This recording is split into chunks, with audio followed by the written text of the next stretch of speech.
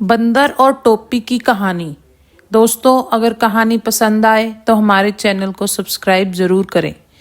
एक आदमी बाजार से वस्तुएं खरीदकर उन्हें गांव में फेरी लगाकर बेचा करता था। यही उसकी जीविका का साधन था। एक बार उसने रंग बिरंगी टोपियां खरीदी और फेरी पर निकल गया। जून का महीना था। दोपहर का समय हो चला था। वह जंगल में जा रहा था। आदमी को चलते चलते थकान महसूस होने लगी। गर्मी और धूप भी बहुत थी, इसलिए वह एक वृक्ष के नीचे बैठ गया। उसने अपने टोपियों की गठरी एक और रख दी और लेट गया। पेड़ की छांव में ठंडी ठंडी हवा के चलने से उसको नींद आ गई। ठीक उसी पेड़ पर कुछ बंदर बैठे थे। उन्होंने जब देखा कि वृक्ष के नीचे आराम कर रहा आदमी सो रहा है, तो वे वृक्ष से उतरकर नीचे आ गए। उन्होंने वहां रखी गठरी देखी और उसे खोल दिया। गठरी में बहुत सी टोपियां थी।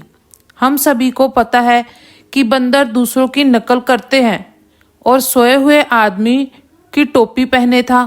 बस उसी को देखकर सभी बंदर ने एक एक टोपी पहन ली। टोपी पहनकर बंदर की शक्ल अजीब तरीके की लग रही थी, इसलिए बंदर एक दूसरे को देखकर आपस में हंस रहे थे। इसके बाद खुश होकर नाचने लगे और पेड़ पर उधम मचाने लगे। कुछ पेड़ की डाल को जोर जोर से हिलाने लगे। इस शोर शराबे के बीच उस आदमी की आंख खुल गई। जब वह जागा तो हैरान रह गया कि उसकी गठरी से सारी टोपियां गायब है। बंदरों ने पहन ली हैं। उसको बहुत दुख हुआ और गुस्सा भी आया, मगर वह कर भी क्या सकता था। वह अकेला और बंदर बहुत सारे, और वो भी पेड़ पर। वह अपने हाथों से अपना चेहरा ढककर कुछ उपाय सोचने लगा। काफी सोचने के बाद उसको एक उपाय सूझा। उसने सोचा कि बंदर नकलची होते हैं। अगर बंदरों को दिखाकर अपनी टोपी उतार कर फेंक दूं, तो ये नकल करने के चक्कर में अपनी अपनी टोपियां उतार कर फेंकेंगे।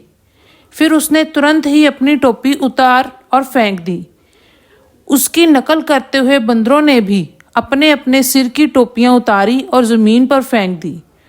टोपी वाले ने पत्थर फेंक फेंक कर बंदरों को भगा दिया और जल्दी से अपनी टोपियां समेटी और गठरी में बांध ली। गठरी को हाथ के बगल में लेकर अपने कंधे में टांग लिया और गांव की तरफ चल दिया। इसलिए दोस्तों, कहा गया है कि विपत्ति में कभी भी घबराना नहीं चाहिए। अगर संयम और सूझबूझ से काम लें तो बड़े बड़े काम बन जाते हैं। विपत्ति के समय धैर्य और बुद्धि का प्रयोग करना ही सफलता की कुंजी है। जब हम संकट में होते हैं तो हमें घबराने की बजाय शांत रहकर समस्या का समाधान ढूंढना चाहिए। धन्यवाद। तो दोस्तों, उम्मीद करते हैं कि आपको हमारी आज की कहानी पसंद आई होगी। कहानी पसंद आए तो इस वीडियो को लाइक ज़रूर करें, हमारे चैनल को सब्सक्राइब करें और बेल आइकॉन दबाकर तुरंत नोटिफिकेशन पाएं।